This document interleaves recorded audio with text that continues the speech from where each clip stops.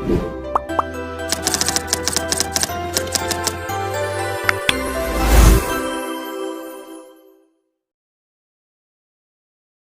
sore Bapak Aidi, terima kasih sudah menyempatkan waktunya untuk bisa membantu kami dalam tugas podcast untuk mata kuliah Etika dan Komunikasi Profesional.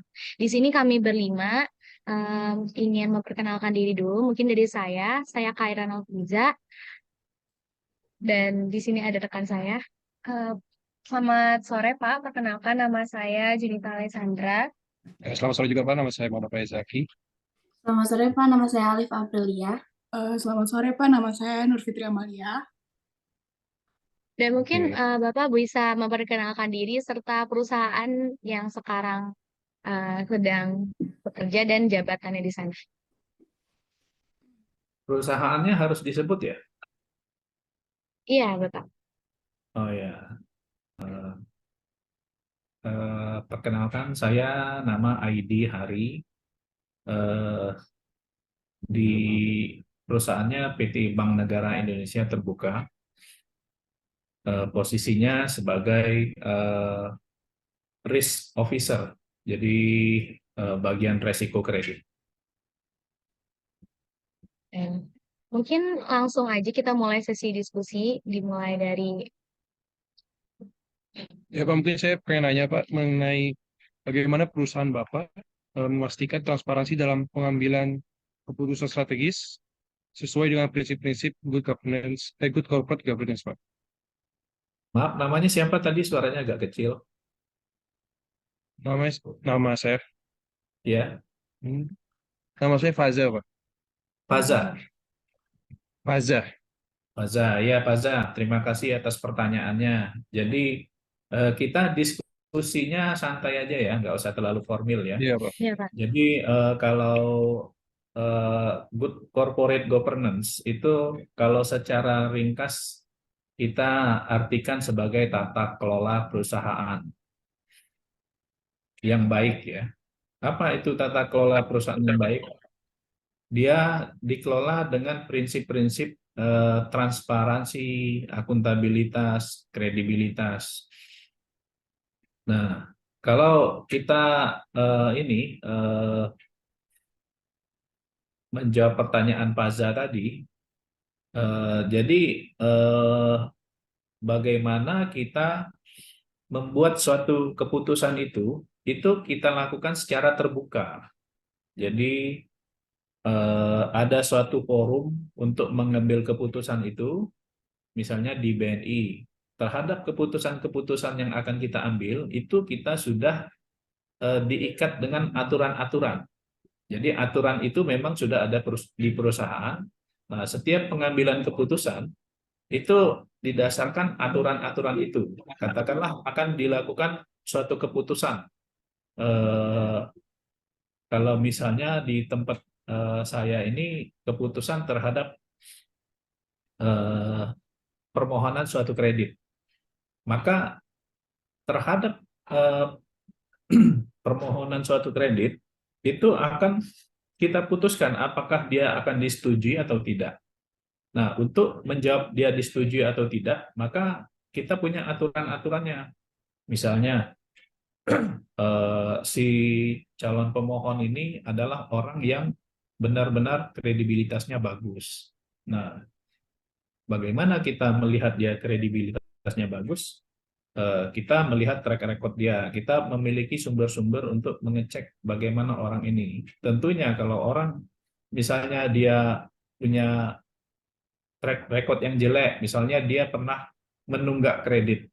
Apabila dia akan mengajukan kredit, maka di dalam sistem kita itu akan ada proses pengambilan keputusan, salah satunya pengecekan kredibilitas. Apabila dia tidak lolos, dalam arti kata kredibilitasnya jelek, maka dia langsung ditolak. Tapi apabila dia lolos, kredibilitasnya bagus, dia akan lolos pada tahap itu dan akan diproses pada tahap berikutnya. Pada intinya keputusannya itu nanti akan terbuka, Faza. Jadi semua pemutusnya itu akan terbuka. Jadi kita buka semuanya. Apabila dia jelek, kita katakan jelek. Apabila bagus, katakan bagus. Jadi tidak ada yang ditutup-tutupi, transparan. Nah, itu salah satu prinsip good corporate governance. Saya kira itu, Faza. Oke, Pak. Thank you. Ada Mungkin yang mau di komen atau ada pertanyaan lain? Sudah cukup menjawab Bapak. Terima kasih. Untuk pertanyaan kedua boleh untuk April atau Fitri. Eh, saya izin perkenalan lagi, Pak. Nama saya Fitri sebelumnya. Fitri ya. Yang pertanyaan selanjutnya yang saya mau tanyakan yaitu bagaimana perusahaan Bapak mengelola konflik kepentingan antara pihak-pihak yang terlibat dalam perusahaan, termasuk direksi, komisaris, dan pemegang saham. Oh iya.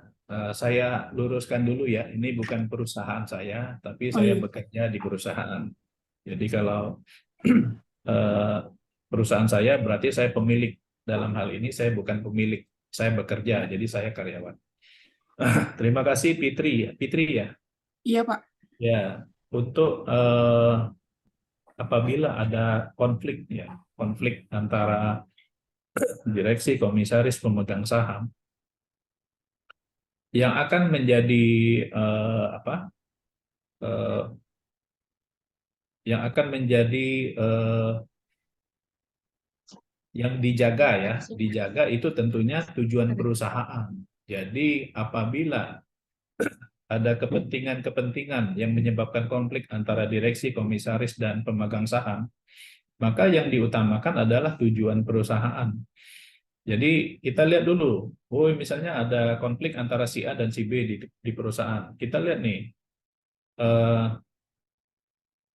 kita lihat akar permasalahannya apa. Apabila kita sudah temukan, maka kita harus balikan dengan pihak-pihak yang berkonflik bahwa mereka semua harus apa istilahnya mengutamakan kepentingan perusahaan. Apabila ada konflik yang akan mengganggu tujuan perusahaan, maka pihak-pihak yang terkait dengan konflik itu yang akan selanjutnya akan mengganggu perusahaan, maka dia harus mengalah istilahnya ya. Jadi tujuannya tetap prioritasnya adalah tujuan perusahaan nomor satu. Jadi pihak-pihak yang berkonflik itu tentunya akan kita mediasi ya. Kita mediasi mereka sehingga kita kasih pemahaman dan mereka akhirnya tahu bahwa oh pendapat saya sepertinya keliru, harusnya pendapat saya seperti ini. Oh sikap saya harus keliru, harusnya seperti ini. Jadi ujung-ujungnya nanti Fitri itu tujuan perusahaan yang utama. Saya kira itu kira-kira cukup puas Fitri. Baik Pak, sudah cukup menjawab. Selanjutnya dilanjutkan oleh teman saya, April. Oke Pak, izin perkenalkan diri lagi. Nama saya April. Di sini saya ingin menanyakan apa peran etika dalam pengambilan keputusan dan tindakan yang sesuai dalam konteks good corporate governance. Ya. Kita kembalikan dulu arti dari etika ya. Etika itu artinya nilai. Nilai itu adalah sesuatu yang baik. Nah, jadi segala sesuatu yang terkait dengan etika itu merupakan patokan dalam pengambilan keputusan. Jadi etika itu jadi dasar yang benar.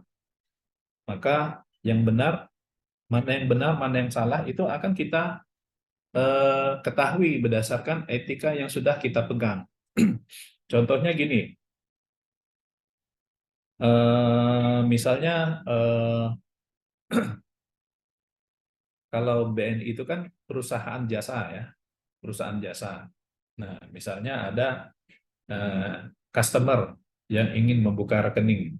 Nah, secara etika standarnya itu di BNI itu akan dilakukan istilahnya standar untuk pelayanan. Nah, standar pelayanan itulah yang terbaik yang akan kita bikin. Jadi kalau terkait dengan good corporate governance ya. Nah, etika itu berarti nilai-nilai yang baik. Misalnya nih, saya contohkan di tempat yang lain misalnya ya. Saya selalu melihat bahwa good corporate governance itu akan disusun dengan etika. Jadi etika itu akan menjadi nilai, seperti saya katakan tadi ya. Jadi perannya etika itu menjadi nilai atau sebagai pedoman dalam rangka melakukan pelaksanaan good corporate governance atau tata kelola. Jadi seperti ini, April, seperti patokan. Seperti patokan bahwa nilai-nilai yang dipegang perusahaan itu atau etika itu akan menjadi patokan perusahaan dalam melakukan operasional perusahaannya. Saya kira itu ya, April. Oke, Terima baik kasih Pak, ini. terima kasih. Selanjutnya Ya. akan ditanyakan oleh teman saya, Faza. Ya Pak, mengenai Pak mungkin bisa mengelaborasi lagi pernyataan dari perusahaan BNI tentang sukses menerapkan GCG yang baik dalam dan mendapatkan manfaatnya dalam jangka yang lebih panjang, Pak. Terkait dengan GCG ya. Nah, saya ingin memberikan satu contoh ya. Perusahaan di Singapura. Mungkin adik-adik pernah dengar ya. Perusahaan di Singapura itu dibanding perusahaan di Indonesia lah. Perusahaan di Singapura itu yang salah satu yang saya ketahui menonjol adalah jasa pelabuhan. Kalian mungkin pernah baca ya atau lihat di media bahwa pelabuhan di Singapura itu pengelolaannya sangat bagus. Ya, beda dengan pelabuhan di Indonesia. Indonesia mungkin mau menyaingi Singapura, tapi selama ini kita tidak pernah bisa setahap itu. Kenapa? Karena GCG di sana itu diterapkan dengan sangat konsisten dan baik. Contohnya, pelabuhan di Singapura itu akan memungut biaya-biaya yang semuanya resmi. Tapi ya, kalau di tempat lain ya, saya tidak mengatakan di Indonesia. Mungkin kalian tahulah, pelabuhan di tempat lain itu memungut biaya-biaya yang di luar yang resmi. Misalnya, harusnya kapal masuk itu dikenakan biaya 1 juta. Tahu-tahu selain biaya 1 juta itu ada biaya lain 200.000. Jadi 1.200.000. Nah, sehingga yang 200.000 ini tidak jelas itu, tidak ada bukti pembayarannya. Nah, itulah gunanya GCG. Dengan diterapkannya GCG yang baik di Singapura, maka kapal-kapal internasional itu semuanya senang untuk berlabuh di sana, bongkar muat, mengisi BBM, dan dengan banyaknya kapal berlabuh di sana, maka pendapatan perusahaan di Singapura yang terkait dengan jasa pelabuhan itu banyak mereka. Karena mereka menerapkan GCG, maka orang-orang suka dengan dia untuk berbisnis. Dengan banyaknya orang-orang suka, otomatis customer-nya bertambah kan? Nah, dengan banyaknya customer yang berhubungan dengan dia, dia semakin banyak mendapatkan pendapatan dan profit perusahaannya. Jadi kalau keberlangsungannya ya, Pak Zaya, keberlangsungannya itu akan meningkatkan kepercayaan masyarakat terhadap perusahaan sehingga masyarakat memakai produk jasa perusahaan tersebut sehingga akhirnya akan meningkatkan profitabilitas perusahaan. Seperti contohnya tadi, kalau kalian senang baca pasti tahu perusahaan di Singapura itu salah satu banyak perusahaan di Singapura yang hebat-hebat untuk ukuran dunia. Salah satunya jasa pelabuhan. Jadi dengan adanya good corporate governance itu secara langsung atau tidak langsung nanti akan memajukan perusahaan dan perusahaan itu akan semakin untung. Itu Pak Zah. Oke, Pak, terima kasih, Pak.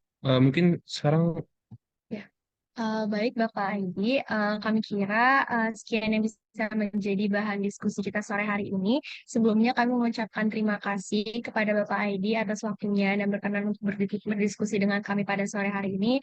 Semoga apa yang dijelaskan oleh Bapak Aidi tadi bisa jadi ilmu dan wawasan baru untuk setiap kita dan untuk karir kita juga di masa depan, untuk persiapan di masa depan juga dan untuk tentunya bisa bermanfaat bagi orang-orang di sekitar kita. Kami izin menutup diskusi kita pada sore hari ini, Pak. Bapak, selamat sore, Pak. Wassalamualaikum warahmatullahi wabarakatuh. Waalaikumsalam. Makasih ya. terima kasih banyak ya, Pak. Terima kasih banyak, Bapak. Terima kasih Ya, banyak, makasih. Bapak.